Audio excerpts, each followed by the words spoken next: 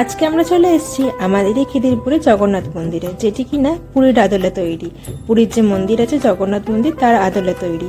এটি তৈরি হয়েছে 1969 সালে, কিন্তু এটি 2003 সালে রেনোভেট করে এরকম পুরীর মন্দিরের আদলে তৈরি করা হয়। তখন আমার বয়স 6 কি 7। তখন আমি আমার ঠাকুমার সাথে গুটি গুটি পায়ে হেঁটে এসেছিলাম।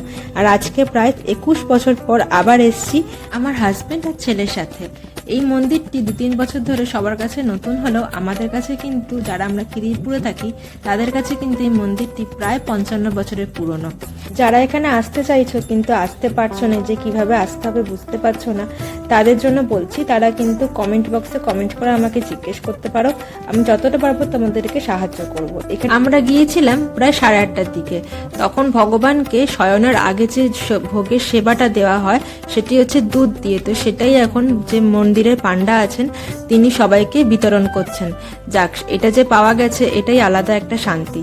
এরপরে দেখো এখানে দেখো কি সুন্দর করে শয়নের জন্য যে সেবা দেওয়া হবে তার আগে সাজিয়েছেন ভগবানকে।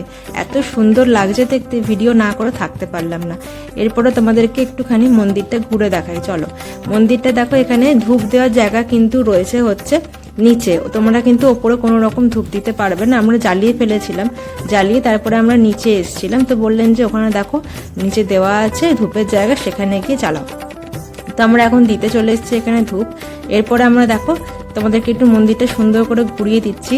যারা কিন্তু পুরীতে যেতে পারছো না, সামর্থ্য নেই বা যাদের সময় নেই যাওয়ার জন্য, তারা কিন্তু এখানে এসে মনের শান্তিটা মেটাতেই পারো তোমরা।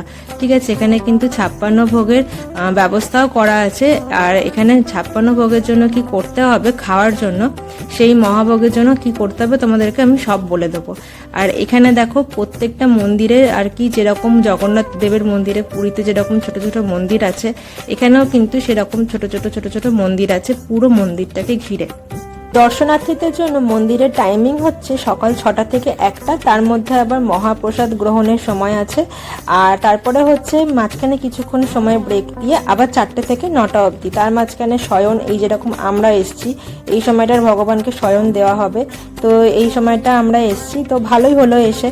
বেশ ঠাকুরের শয়নের সেবাটা মানে দেখা যাচ্ছে আর কি। এখনো সেবা দেওয়া হয়নি, তার আগে আমরা মন্দিরটাকে একটু ঘুরে নিচ্ছি, এরপর মন্দির বন্ধ করে দেওয়া হবে। আমরা মন্দিরের ভিতরের দোকানটি থেকে ধূপ, প্রদীপ আর 8 টাকার বিনিময়ে খাজা কিনে নিয়েছিলাম পুজো দেওয়ার জন্য। আর এটি হচ্ছে মন্দিরের বিশেষ পুজোর লিস্ট, যেখানে সবকিছু দেওয়া আছে।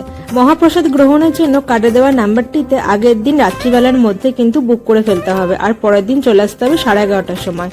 আজকে ভিডিওটি এখানে শেষ করলাম। জয় জগন্নাথ।